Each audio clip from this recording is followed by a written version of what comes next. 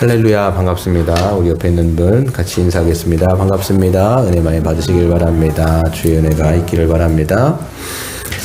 우리 오늘은 기도하는 신앙 두 번째 시간입니다. 오늘 제목은 하나님이 다 아시는데 굳이 우리가 기도를 해야 하는가 라고 하는 제목으로 말씀을 전하겠습니다. 우리가 이제 기도하는 신앙이라는 제목으로 말씀 나누고 있는데, 여러분 이 시간들을 통해서 우리의 기도의 생활을 좀 점검해 보시고, 나는 하나님과 얼만큼 지난 시간에 말씀드렸던 것처럼 깊은 사귐과 교제 가운데 있는가를 점검하고 또 그것들을 사모하는 시간이 되었으면 좋겠습니다. 오늘 보시면 딱 두 가지를 할 텐데요. 그래서 이 두 가지 질문에 대해서 답을 좀 성경을 통해서 찾아보도록 합니다. 첫 번째는 이제 주님이 인정하지 않는 기도는 뭐냐. 그래서 기도라고 딱 기도가 아닌데요. 그 두 가지가 오늘 본문에 나와 있는데요. 이걸 좀 다루겠습니다. 그래서 하나님이 인정하지 않는 기도는 바로 외식하는 자와 같이 기도하는 것, 그 다음에 이방인과 같이 중언부언하는 것, 이거를 하나님은 기도가 아니다라고 말씀하시는 것이죠. 또 두 번째 질문에는 주님이 구하지 않아도 다 아시는데 왜 우리가 굳이 기도할 필요가 있는가? 다 아신다라면 하나님이 우리의 머리털까지 다 세셔갖고 우리가 구하지 않아도 미리 공급해 주실 것을 다 아는데 굳이 우리가 기도해야 되는가? 라는 거에 대해서 칼빈의 기독교 강요에서 6가지의 답으로 답변을 좀 드리려고 합니다. 일단은 좀 저희가 질문을 좀 바꿔서 이렇게 질문 한번 해볼게요. 그렇다면 우리는 왜 기도하지 않는가? 이렇게 질문하는 것도 좀 상당히 괜찮은 질문인 것 같습니다. 왜 우리는 삶 속에서 기도하지 않을까라는 질문을 여러분 삶 속에서 한번 질문을 던져보세요. 그래서 하나님이 혹시라도 모든 것을 다 알고 계시고 또 공급해 주실 것을 너무나 확신하기 때문에, 그렇잖아요. 하나님이 다 알고 계셨기 때문에 이미 다 주실 것을 내가 알고 있기 때문에 너무나 믿음이 견고해서 우리는 기도하지 않는 것인가? 이렇게 우리가 또 생각해 볼 수 있는데 그렇지 않을 것 같아요. 여러분들 삶 속에서 기도를 어떻게 하십니까, 여러분? 어떤 기도의 생활을 하고 있는지. 그래서 아예 기도를, 그러니까 주일에 나오지 않는 이상은 월요일부터 토요일까지 완전히 하나님에 대해서 기억하지 못하다가 또 하나님을 기억하지 못하면 사실 기도라는 것이 있을 수가 없거든요. 그러니까 기도를 거의 안 하다가 와갖고 이제 이렇게 좀 한다든지 할 수도 있고요. 아니면 또 여러분 삶 속에서 이제 식사를 할 때 식기도, 이렇게 기본적으로 우리 신앙인들 보면 식기도를 하지 않습니까? 삼시세끼 먹을 때 식기도 정도. 식기도라고 해봤자 10초가 안 넘어가지 않습니까? 그거 하면 10초를 해갖고 3번 하면 30초 정도 하루에 한다든지. 근데 또 3끼를 안 드시는 분도 있단 말이에요. 2끼를 드시는 분들은 이제 한 20초 정도 그렇게 하시는 그 정도의 어떤 신앙생활을, 기도생활을 하고 있는지. 근데 이거는 이제 식기도 위주의 기도생활은 거의 기도를 안 한다라고 보셔도 됩니다. 그럼 내 삶 속에서 왜 기도가 없는가? 이런 것들을 여러분들이 진지하게 좀 생각을 해보셔야 되겠습니다. 그래서 더글라스 오도넬이라고 하는 그 신학자는 이렇게 얘기해요. 우리가 기도하지 않는 것은 하나님을 잘 모르기 때문이다. 우리는 하나님을 사랑하지 않고 신뢰하지 않으며 필요로 하지 않기 때문에 기도하지 않는다. 하나님은 우리가 생각하고 말하는 것만큼 중요하지 않기에 기도도 그렇게 중요하지 않은 것이다 라고 이야기를 했어요. 굉장히 전곡을 치르는 이야기입니다. 그래서 우리가 하나님에 관한 이야기를 한다 할지라도 하나님이 우리의 삶 속에서 사실 그렇게 중요하지가 않은 거예요. 내 삶 속에 너무 중요한 게 너무 많아. 그러니까 하나님을 생각할 여력도 없고 그렇게 그다지 내 삶 가운데 중요한 포션이 아니기 때문에 하나님이 중요하지 않고 또 하나님에 대해서 잘 알지 못하기 때문에 하나님에 대한 신뢰를 하거나 그분을 붙들려고 하는 마음 자체가 사실 여러분 삶 속에서 없을 수가 있어요. 그건 하나님을 잘 모르기 때문에 기도도 또한 우리가 하고자 하는 마음이 없을 수 있다는 것들을 기억하셔야 되겠죠. 존 칼빈은 이제 기독교 강요에서 기도편에 이렇게도 이야기합니다. 하나님께 나아가거나 구하지 않는다면 그것은 우리에게 유익이 되기는커녕 마치 보물이 있다라는 이야기를 듣고도 그것을 그냥 땅속에 묻혀 있는 채로 내버려 두는 것이나 마찬가지일 것이다. 그러므로 사도는 하나님을 향하여 기도함 없는 믿음은 진정한 믿음일 수 없다라는 사실을 보여주기 위해서 다음과 같이 정리하여 말하고 있다. 곧 믿음이 복음에서 나오는 것처럼 믿음으로 말미암아 우리의 마음이 하나님의 이름을 부르도록 된다라는 것이다 라고 얘기했어요.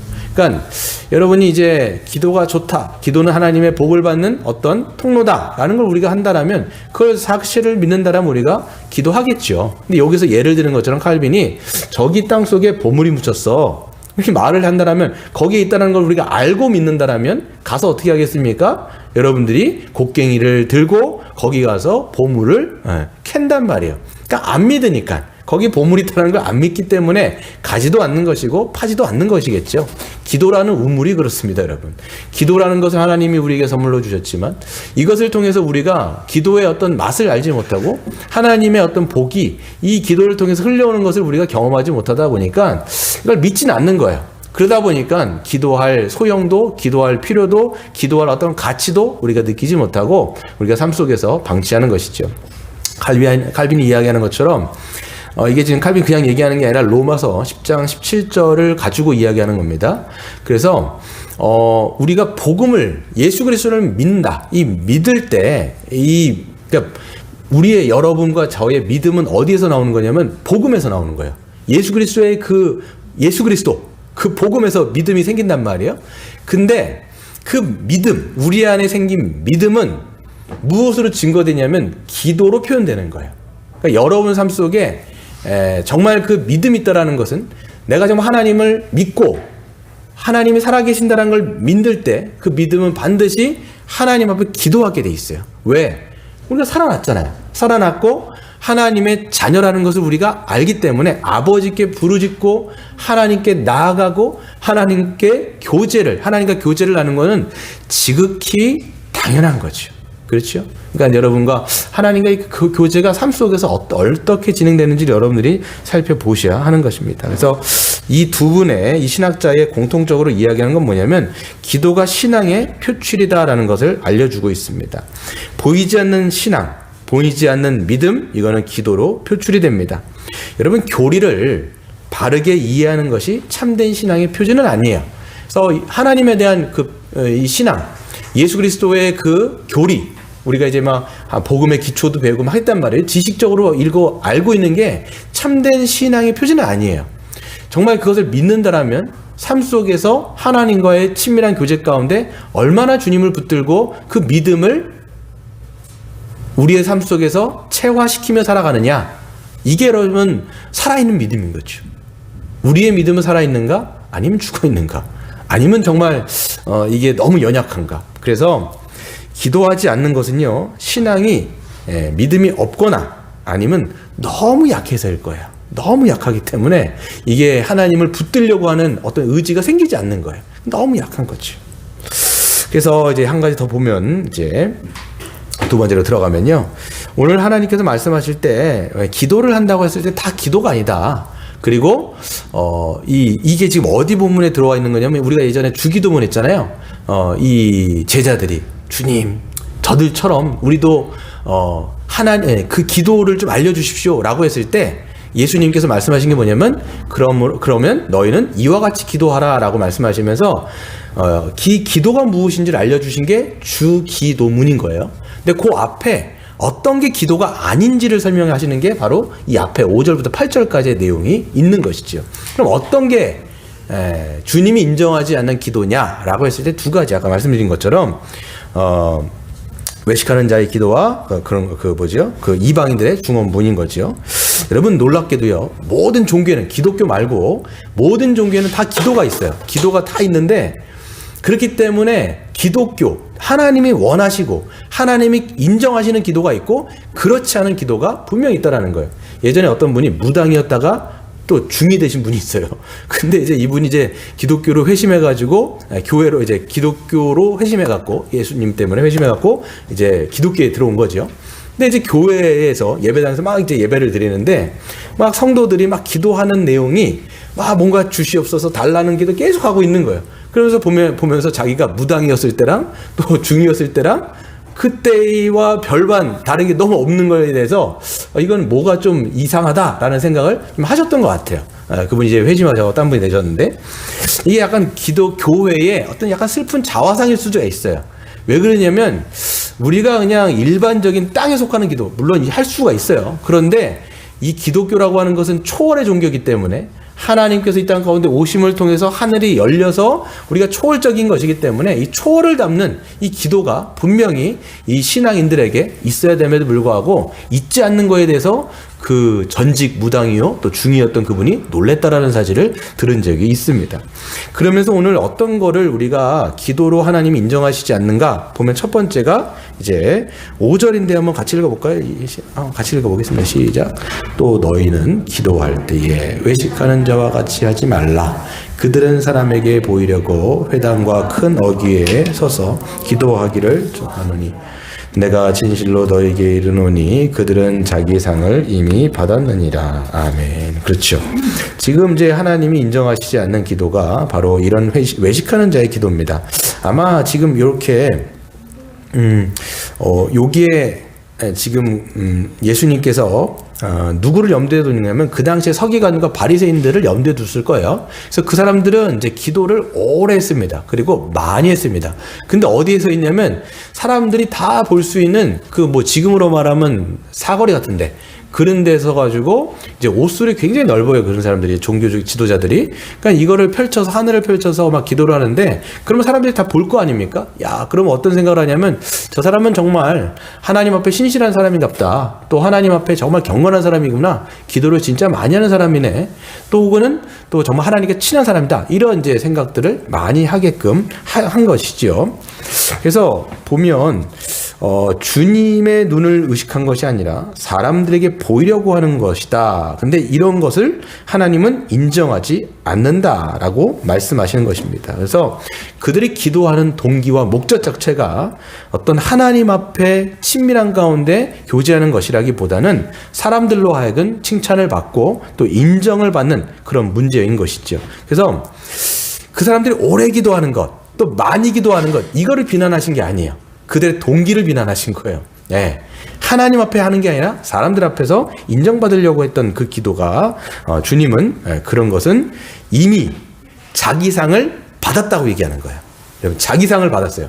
이 자기 상을 받았다는 게 무슨 뜻일까요? 이 사람들이 원했던 게 뭐죠? 사람들이 인정받는 거, 사람들이 자기를 알아주는 것, 이게 자기들이 원했던 바예요.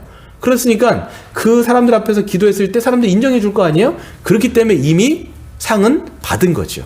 근데 하나님의 상이 있을까요, 없을까요? 하나님의 상은 없어요. 왜?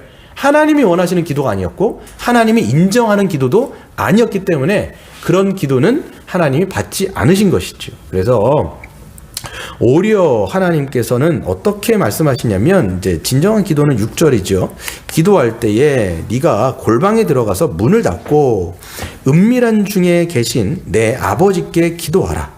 은밀한 중에 보시는 내 아버지께서 갚으실 것이다 라고 말씀하죠. 그래서 이 산상수훈이라든지 계속 보면 이 우리 종교적인 행위는 자꾸만 이제 사람들 앞에 보이려고 하는 게 굉장히 강한단 말이에요. 이게 굉장히 또 자기 기만적이기도 하고, 그런데 하나님이 항상 이 모든 기도라든지 뭐 구제라든지 금식이라든지 다 마찬가지로 뭐냐면 하나님 앞에서, 은밀한 중에 보시는 하나님 앞에서, 은밀한 중에 보시고 갚으시는 하나님 앞에서 너희가 기도를 하라는 거예요. 그래서 골방이라고 하는 것은 이제 문을 닫을 수도 있는 거. 근데 이제 산상수훈에 보면 이 누구죠? 마틴 로이드 존슨의 산상수훈에 보면 이런 얘기가 나와요. 로이드 존슨 목사님이 본인의 경험인지 아니면 본인이 예화를 쓰신 건지 제가 정확히 모르겠어요.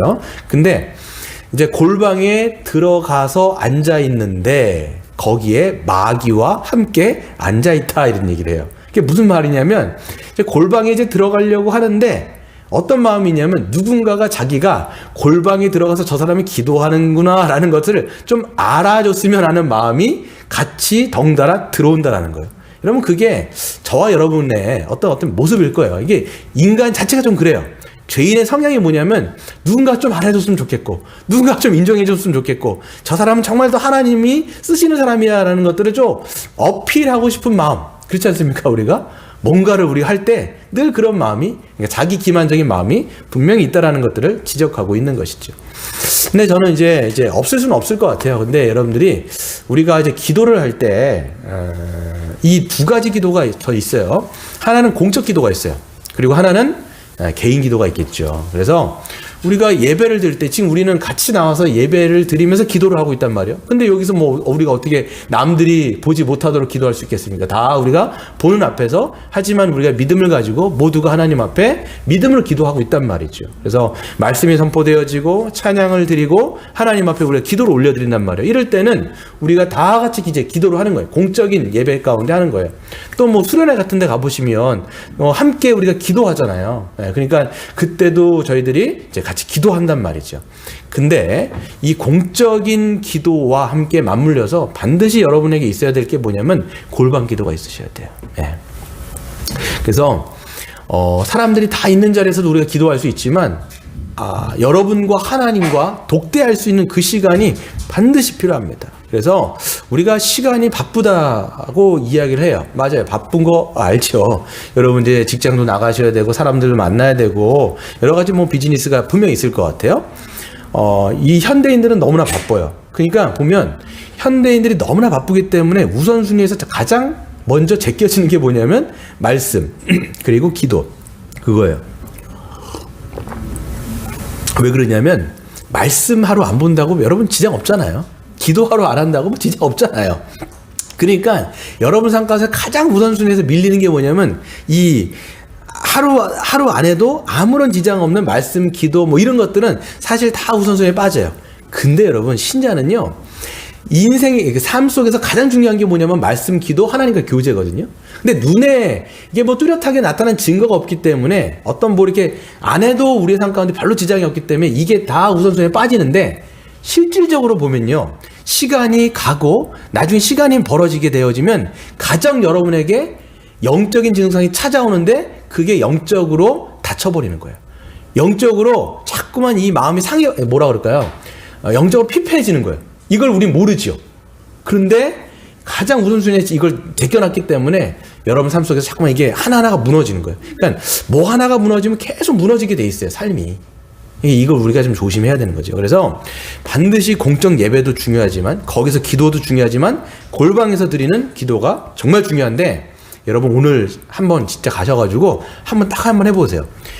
그냥 여러분 아무도 없는 방이라든지 그냥 혼자서 3분 동안만 가만히 있어 보세요. 여러분 하실 수 있나 한번 해보세요. 3분 하실 수 있을 것 같으세요? 3분 3분 짧은 것 같은데 여러분 해보시면요, 아무것도 안 하고 3분 가만히 있는 것 자체가 쉽지 않아요. 왜 그러냐면 요즘 현대인들은 워낙 손에 들려있는 게 너무 많다 보니까 안 보면 불안해요. 세상과 이게 지금 끊어지면요 뭔가 불안한 거예요. 그러다 보니까 3분 동안 가만히 1분, 여러분 1분 한번 해보세요. 초 딱 재놓고 1분 해보세요. 되는지. 불안할걸요? 이 훈련이에요 사실. 그래서 저기 보면 어떤 교회는 아예 기도가 안 되면 가만히라도 있으라고 얘기하더라고요. 가만히 있을 때 하나님 앞에 그냥 가만히라도 있으면서 기도를 하는 거예요. 제가 요즘에 하는 건 뭐냐면 시편을 쓰고 있어요. 제가 그냥 여러분 그냥 이거 또 좋은 방법인 것 같아요. 여러분 시편 자체가 하나님 앞에 올려드리는 기도거든요. 다윗이라든지 뭐 아삽이라든지 하나님 앞에 기도하는 거를 써놓은 거예요. 그러니까 그냥 받아쓰기라도 하세요. 그냥 공책 하나 아무거나 사셔가지고 거기다 1편 복 있는 자는 해갖고 그냥 쓰는 거예요. 쓰다 보면 읽는 것보다 더 이게 각인이 돼요. 더 좋은 건 뭐냐면 쓰면서 말을 해버려요. 여러분 이렇게 육성을 하면서 이게 쓰고 내가 말을 하면서 귀로 들을 때 이게 기도가 돼요. 그러면서 생각이 나요. 이게 그러면서 하나님과 교제가 일어난다고요. 그러니까 여러분 짧은 시간이라도 이거를 매일 한번 하는 습관을 가지는 것이 여러분의 영성이 더 이렇게 뭐라 그럴까요? 하나님과 교제하는 것 가운데 친밀하게 나아가는 하나의 팁이라고 얘기할 수가 있겠죠. 네. 두 번째로. 여러분, 두 번째 하나님이 인정하시지 않는 기도는 뭐냐면 이방인처럼 중언부언하면서 기도하지 말라고 말씀하시는데요. 7절이에요. 보시면 또 기도할 때에 이방인과 같이 중언부언하지 말라. 그들은 말을 많이 하여야 들으실 줄로 생각하느니라 라고 되어 있어요. 그래서 주님이 지적하신 이방인의 기도의 특징이 뭐냐면 중언부언인 거예요. 중언부언이 뭘까요, 여러분? 중언부언. 생각해 볼 때 중언부언이 뭘 것 같아요? 중언부언. 이게 의미 없는 말을 많이 쌓아서 올리는 거예요. 주문 같은 거예요. 그러니까 의미가 없는 말인 거예요. 여러분, 기도라고 하는 것은 하나님과 우리가 소통하는 거잖아요. 여러분, 누군가 말을 할 때, 대화를 할 때 의미 없는 말을 계속 내꺼린다면 그 사람과 우리가 대화가 돼야 안 돼요? 대화가 안 된다는 거예요. 마찬가지로 우리가 이 이방인처럼 중언부언하는 거, 그러니까 쓸데없이 막 이 의미 없는 말을 계속적으로 하는 거. 그러니까 이게 지금 예수님께서 길게 기도하는 것이나 어떤 기도를 반복하는 것을 비난하시는 건 아니에요. 왜 그러냐면 예수님도 길게 기도하셨어요. 누가복음 6장 12절에 보시면 예수님이 기도하러 산으로 가셔서 밤이 새도록 하나님께 기도하셨다라고 돼 있어요. 그러니까 오래 기도하셨다라는 거예요. 또 하나는 뭐냐면 반복해서 똑같은 기도를 반복해서 기도하신 적도 있어요. 어디에서? 겟세마네 기도에서. 겟세마네에 가서 기도한 건 딱 하나예요. 어떤 기도하셨어요? 아버지, 이 잔을 좀 내게서 지나가게 해주십시오. 근데 나의 원대로 하지 마시고 아버지의 원대로 하십시오라는 것을 한 번 기도하고 다시 왔더니 제자들 자고 있어서 깨우고, 그 다음에 다시 가셔서 또 두 번째 기도하시고 다시 와서 오니까 또 제자들 자고 있고, 세 번째 기도하시고 이랬단 말이에요. 그러니까 반복적으로 기도하고 길게 기도하는 게 문제가 아니라 지금 의미 없는 말을 쌓지 말으라는 거예요. 저도 생각해 보면 이럴 때가 있어요. 제가 기도 인도를 할 때가 있잖아요. 이제 예배를 인도하거나 그러면 피곤하거나 어떨 때는 이게 정신이 혼미할 때가 있어요. 뭐 이럴 때 보면 그냥 저도 의미 없이 그냥 성령 충만하게 하십시오, 뭐 이런 말을 그냥 인도를 해야 되다 보니까 그냥 이게 뭐라 그럴까, 이게 툭툭 뱉는 말들이 있는 거예요. 이런 걸 여러분은 이제 기도할 때 한번 생각해 보세요. 이게 의미 있는가? 지금 하나님이 우리 아버지가 내 앞에 계셨을 때 그분과 대화한다라면 이런 의미 없는 말을 내가 하는 것이 좀 마땅치 않죠. 여러분 보시면 그래서 이방인들의 기도에 전형적으로 보여주는 게 뭐냐면 갈멜산에서 누굽니까? 엘리야가 800명의 선지자, 바알 선지자들과 이렇게 대결을 했을 때 그 선지자들이 아침부터 저녁까지 그리고 밤까지 뭘 하냐면 바알의 이름을 계속 부르짖는 거예요. 기계적으로 주문처럼. 그래서 여러분 그 불교의 2단이 있는데 그 불교의 2단이 남묘호랑 갱교라는 게 있어요. 그건 불교에서도 인정하지 않는 2단인 거예요. 그런데 거기서 보면 주문처럼 써요. 그래서 이게 막 그거를 주문을 아침에도 외우고 점심에도 외우고 저녁에 계속 외운단 말이에요. 의미를 몰라요. 본인도 의미를 모르는데 어떤 능력을 받기 위해서 계속적으로 주문을 외우고 자기가 원하는 것들을 받아내는 방식의 어떤 내용들이 있는 거죠. 이거는 우리가 만약에 이런 방식으로 우리가 기도한다면 이건 기도가 아니라는 거예요. 제가 예전에도 주기도문을 설명드릴 때도 여러분 주기도문인데 주기도문에서 기도를 빼면 뭐가 돼요? 주문이 되는 거예요. 그러니까 여러분 보시면 우리가 주기도문도 내용조차 알지 못한다라면 그거는 그냥 우리가 하늘에 계신 우리 아버지 이름을 걸고 이거 자체가 의미도 모르고 막 그냥 계속 말을 한다 그러면 나도 의미를 알고 그것을 가지고 하나님 앞에 기도해야 되는데 의미를 모르고 얘기한다면 그거는 주문이에요. 예. 그래서 여러분 기독교는 절대로 그런 종교가 아니라는 걸 여러분들이 분명하셔야 되죠. 그래서 보시면 어거스틴이 이런 말을 합니다. 기도할 때 많은 말을 하지 말고 기도는 많이 하라. 똑같은 얘기예요. 기도할 때 많은 말을 하지 말고, 이게 말을 하지 말라는 게 아니라 쓸데없는 의미 없는 말을 하지 말고, 그리고 기도는 많이 하라는 거예요. 아버지와 대화하라는 거예요. 리차드 포스터라고 하는 이 영성 훈련가가 있는데 그 사람은 이렇게 얘기해요. 그 사람이 실질적으로 하는 방식인 것 같아요. 우리 이제 무릎 꿇고 딱 이렇게 기도해야 되는 거라고 생각을 하는데 그분 아침에 커피 타놓고 말씀 묵상하면서 하나님과 두런두런 대화하는 거예요. 이런 것도 좀 필요하다고 생각해요. 무릎 꿇고 기도하는 것뿐만 아니라 정말 아침에 여러분 시간 있으시면 새벽에도 뭐 저녁이라도 그렇게 우리가 말씀을 묵상하면서 아버지와 이것저것 우리가 말씀을 가지고 대화를 하는 거지. 마르틴 루터는 이렇게 이야기를 했습니다. 이 아주 잘못된 기도 태도를 지적하면서 우리에게 아주 실제적인 권면을 줘요. 그러니까 기도가 어렵다라는 것을 아니까 그 당시에 루터가 1500년도에 사람인데 실질적인 권면을 주는데 저는 이걸 보면서 무릎을 탁 쳤어요. 야, 이거다. 이렇게 기도하면 기도가 더 쉽겠구나. 예. 그리고 사실 여러분 삶 속에 저도 삶 속에서 아마 실행하고 있었을 것 같아요. 한번 보겠습니다. 뭐라고 얘기하냐면 간단하게 자주 그리고 강렬하게 기도하라. 어때요? 여러분 한번 따라해 볼까요? 예. 간단하게, 자주, 강렬하게 기도하라. 여러분 이거예요. 그래서 보면 간단하게 기도하지만 자주, 강렬하게. 초대교부의 사람들도 그 목회자들도 이것들을 이제 가르친 거예요. 이렇게 기도를 가르친 거예요. 왜? 사람들이 잘 기도하는 게 어렵다는 걸 알기 때문에 간단하게, 자주, 강렬하게. 책을 보다가도, 말씀을 읽다가도, 우리가 뭔가를 일을 하다가도 우리가 하나님 앞에 간단하게, 자주, 강렬하게 기도를 하는 거야. 이렇게 하는 게 성경에 굉장히 많은 예들이 나옵니다. 여기도 보면 느헤미야라고 하는 사람 있잖아요. 그 술관원장도 그 왕 앞에 나아갈 때 그게 거기서 무릎 꿇고 오래 기도했겠습니까? 아닌 거예요. 보면 그 왕 앞에 나아갔을 때 그 이스라엘 백성들을 위하여 하나님 앞에 간단하게, 자주는 아니었겠지만 강렬하게, 짧게 하나님 앞에 기도하고 그 왕 앞에 나아갔을 때 하나님이 응답하시는 것을 우리는 경험하잖아요. 그러니까 여러분 삶 가운데 이게 있어야 된다는 거예요. 그러니까 여러분 무슨 일을 한다 할지라도 저는 그래서 항상 제가 어떤 문자를 보내고 이게 문자를 보낼 때 뭐뭐로 내가 기도합니다 이렇게 써버리면요, 기도를 항상 해요. 그리고 길게는 안 하더라도 그때 제가 썼던 문구 그대로 저는 그냥 기도를 잠깐이라도 그 사람을 위해서 기도를 한단 말이에요. 내가 이 사람을 위해서 나중에 좀 접어놓고 기도를 나중에 오래 해야지? 절대 안 돼요. 그러니까 여러분들도 어떤 누군가를 위해서 기도한다고 했을 때 그 앞에서 기도해 주는 거예요. 또 누군가를 봤을 때 기도하고 싶은 마음이 있으면 어떻게 해요? 간단하게, 자주, 강렬하게 기도하는 거예요. 그래서 페이스북에 보는데 최영기 목사님이라고 계신데 그분이 이렇게 쓰셨어요. 읽어드릴게요. 5분간의 짧은 기도 시간도 자주 갖습니다.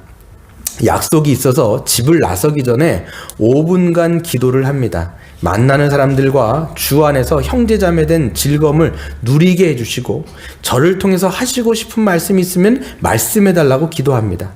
이메일을 통해 상담 요청을 받으면 답신을 타이핑하기 전에 5분간 기도합니다. 내 경험과 지혜를 말하지 말고 예수님이 주시는 지혜의 통로가 되게 해달라고 기도합니다.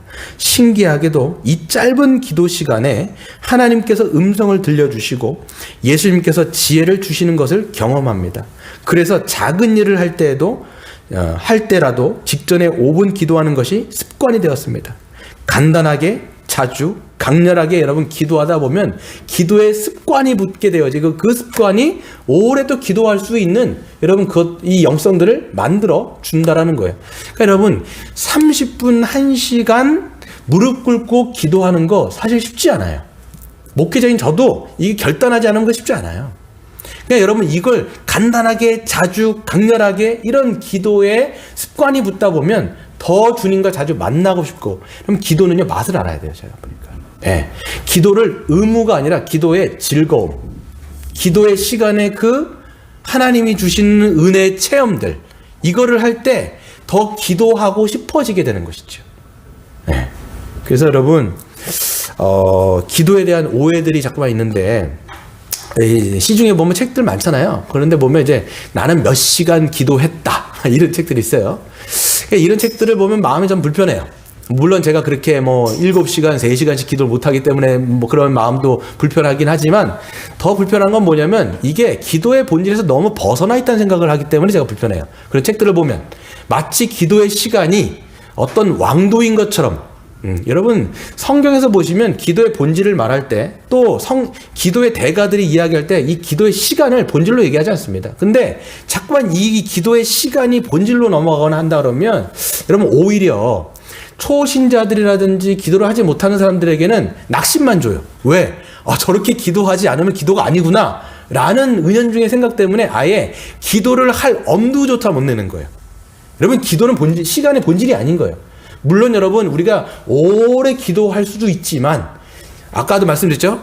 간단하게, 자주, 강렬하게 기도하다 보면 우리가 그런 기도의 습관이 쌓이다 보면 30분, 1시간 앉아서 기도하게 되는 거죠.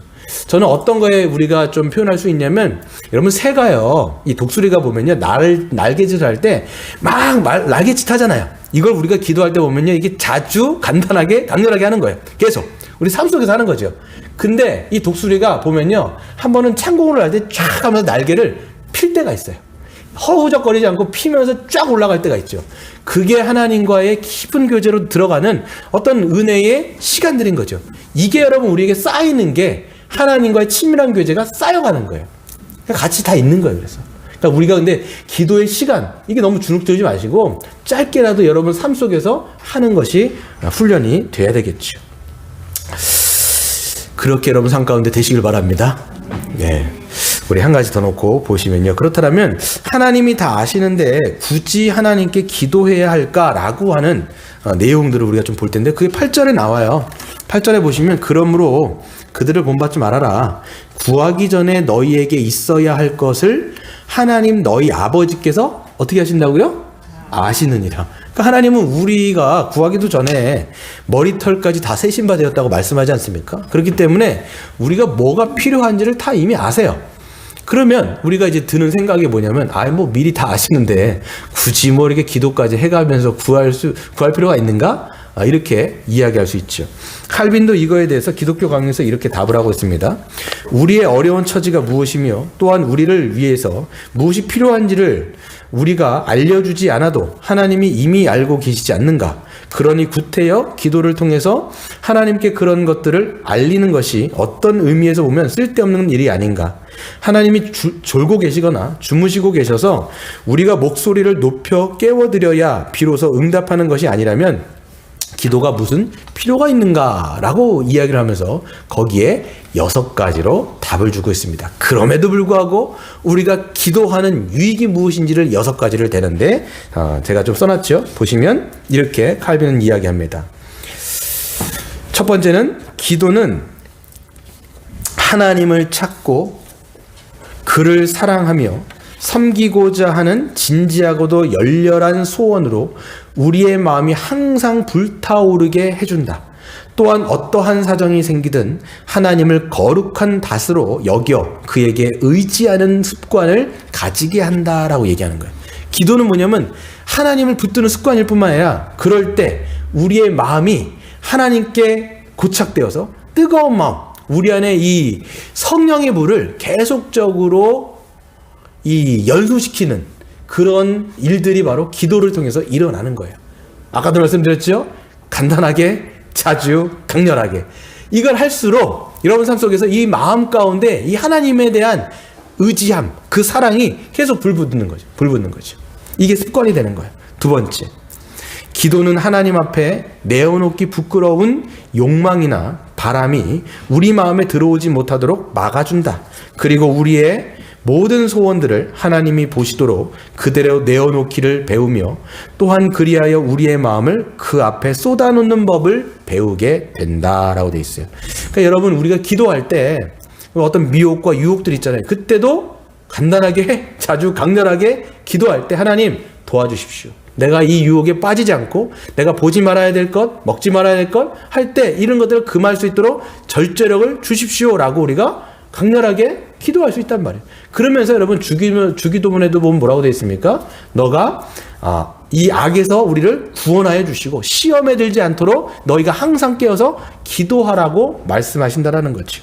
그래서 여러분 여러분의 마음을 쏟아놓는 것을 자꾸만 연습하셔야 돼요. 그러니까 여러분 이제 사람들 앞에서는 우리의 마음을 우리가 솔직하게 얘기 안 할 때가 있잖아요. 그러니까 여러분 모든 걸 다 사정을 사람들한테 이렇게 이야기하는 것은 아니지만 누구에게 가장 입이 무거우신 하나님은 듣고 누구에게 말하겠습니까? 하나님은 아무에게도 말하지 않으시잖아요. 그러니까 우리는 그 입이 가장 무거우신 그 하나님 앞에 여러분의 가장 부끄러운 것까지도 이야기하는 거야. 거기에서 회개가 사실 나오는 거거든요. 하나님, 오늘 또 이렇게 제가 이런 생각, 이런 행동들을 했습니다. 참 부끄럽습니다. 하나님 용서해 주십시오. 다 말할 수 있는 거예요. 거기서 회개도 나오는 것이고 또 거기서 다시 한번 우리가 이런 시험들을 이길 수 있는 힘들을 우리가 공급받게 되는 것이죠. 세 번째는 이렇습니다. 기도는 하나님이 베푸시는 모든 은총들을 진정으로 감사와 찬송으로 받게 해준다. 우리의 기도가 그 모든 은총들이 하나님의 손으로부터 오는 것임을 깨닫게 해준다라고 얘기합니다.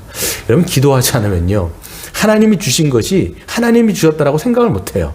근데 기도하는 사람들은 기도하게 되어지면 이게 하나님이 나에게 주신 축복이구나.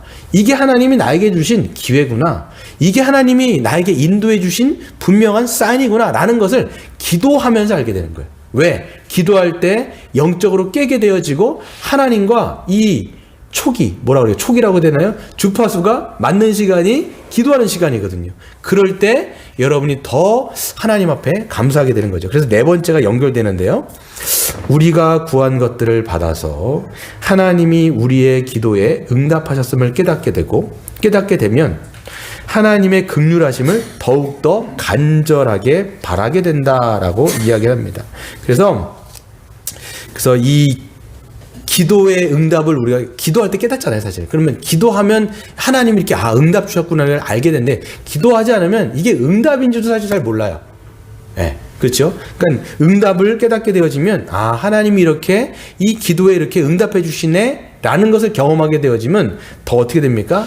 간절하게 하나님을 더 붙들게 되어지고 간절하게 하나님의 은혜를 바라게 되는 것이죠. 그래서 다섯 번째가 뭐냐면 우리의 기도로 말미암아 얻어진 그 축복들을 더욱더 큰 기쁨으로 환영하게 되는 거예요. 그래서 우리가 기도의 맛을 보게 되어지면 이 기도할 때 그 기쁨이 있다라는 것을 알게 되어지면 더 기쁨으로 하나님 앞에 기도하게 되어지는 것들을 알게 되는 것이죠. 그래서 여섯 번째가 있습니다. 여섯 번째 보시면 우리의 연약한 정도에 따라는 다르겠지만 기도는 하나님의 섭리를 체험을 통해서 확증하게 해준다라고 얘기합니다. 여러분 기독교는요 진리의 종교입니다. 진리라고 하는 것은 그냥 여러분의 머릿속에서 지식으로 남아있는 게 아니에요. 그냥 머릿속에 떠돌아다니는 파편화된 지식이 있잖아요. 근데 그 지식이 끝이 아니라 반드시 진리는 경험되어지는 영역이 반드시 있어요. 그러니까 여러분 그 말씀이 장작이 돼서 타오르게 하는 게 뭐냐면 기도예요. 머리로는 아는데 믿겨지지가 않아요. 기도를 통해서 믿겨지는 거예요, 사실. 하나님 그 진리가 내 삶 속에서 경험하게 되어지는 게 기도라는 거예요. 그래서 간단하게, 자주, 강렬하게 할 때뿐만 아니라 여러분이 또 골방에 들어가서 하나님과 깊은 교제를 나눌 때 그 진리가 여러분 삶 속에서 경험되는 거예요. 이게 하나님의 임재구나. 물론 여러분 기도할 때마다 가슴이 막 뜨겁고 이러지는 않아요, 보면. 그죠? 어떨 때는 냉랭할 때도 있어요. 하지만 또 어떨 때는 하나님이 은혜를 주셔가지고 마음이 뜨겁게 해주시거나 더 기도의 문이 열려서 다른 사람들을 위해서 막 기도하고 싶은 마음을 막 주실 때가 있어요. 그런 것들을 우리가 경험할 때 이게 성령과의 교제고 성령과의 교통이구나. 여러분 우리가 제가 항상 축도할 때 뭐라고 얘기합니까? 우리 주 예수 그리스도의 은혜와 하나님 아버지 무한하신 사랑과 성령 하나님의 내주 우리 안에 계시는 거예요. 내주 교통 충만하심이 여러분 목사들이 축도할 때 오는 게 아니라 여러분 삶 가운데 우리가 기도할 때 그것을 누리게 된다라고 말씀하고 있는 거예요. 그렇기 때문에 여러분 생각을 바꾸셔야 돼요. 어떤 생각이냐? 기도는 의무가 아니라는 거예요. 기도는 여러분에게 준 하나님이 너희들 살아가는데 힘든데 더 큰 짐을 내가 너에게 주겠다. 기도나 해봐라. 이렇게 하고 무거운 짐을 주는 게 아니라 기도는 뭐냐면 하나님 앞에 나아가 하나님의 은혜를 누리는 방편이요 선물이라고 하는 그 사실을 여러분이 패러다임을 확 바꾸지 않으면 이 기도가 어려운 거예요. 말씀을 맺겠습니다. 여러분 참된 기도는 무엇입니까? 사람에게 보이려고 그런 동기로 하지 않고 하나님의 선하심을 바라보면서 하나님의 피조물로서 하나님을 뵙고 하나님을 영화롭게 하기를 원하는 자의 기도를 하나님은 기쁘게 받으신다라고 말씀하고 있습니다. 시편 145편 18에서 19편을 보시면 여호와께서는 자기에게 간구하는 모든 자, 곧 진실하게 간구하는 모든 자에게 가까이 하시는도다. 그는 자기를 경외하는 자들의 소원을 이루시며 또 그들이 부르짖음을 들으사 구원하신다라고 말씀하십니다. 그래서 하나님을 구하는 자에게 하나님은 분명히 응답하세요. 그리고 분명히 만나주세요. 우리가 만나려고 하지 않기 때문에 우리가 우리의 삶 속에서 하나님의 임재를 경험하지 못하는 것은 아닌지 생각해 보셔야 돼요. 내 삶 속에 너무 뭐가 바쁜 게 아닌가? 내 삶 속에서 우선순위가 너무 하나님을 밀려난 것 아닌가? 그럴 때 오히려 하나님 앞에 나아가려고 하는 그런 말씀드렸죠? 간단하게, 자주, 강렬하게 그것들을 여러분 삶 속에서 하는 거죠. 또 어떤 기도가 여러분 하나님이 알아주시는 기도입니까? 말을 많이 해야 되는 것이 아니라 오직 우리가 비록 짧고 간결하게 자주 우리가 하나님께 나아가는 것을 시작하시기를 바랍니다. 그래서 일을 하다가도 순간순간 하나님께 나아가서 기도하고, 뉴스를 보다가도, 책을 읽다가도, 사람들과 대화를 나누다가도 그렇게 짧게 우리가 나아가다 보면 하나님의 지혜가 주어지는 일들을 여러분 경험하게 돼요. 정말 우리가 누군가를 만날 때 우리가 정말 기도하고 정말 하나님 앞에 지혜를 구할 때, 그럴 때 여러분 지혜를 주는 경우가 굉장히 많죠. 제가 지난 시간에도 한번 말씀드렸잖아요. 어떤 사장님, 그때 말씀드렸는데, 그 기독교 사장님이 어떤 군대에서 오다 떨어진 거를 갖다가 할 때 그냥 한 게 아니라 하나님 앞에 기도하면서 지혜를 구했을 때, 그런 여러분이 삶 속에서 직장을 할 때도 그런 지혜를 우리가 순간순간 주시면서 우리가 하는 것보다 더 충만한 일들을 해나가시는 것들을 우리가 경험하게 되는 것이죠. 그래서 여러분, 우리가 이런 기도들이 쌓일 때, 또 우리 삶 속에서 하나님과 친밀한 가운데 있을 때 우리가 더 충만함을 누리는 저와 여러분 되시기를 주의 이름으로 축원드립니다.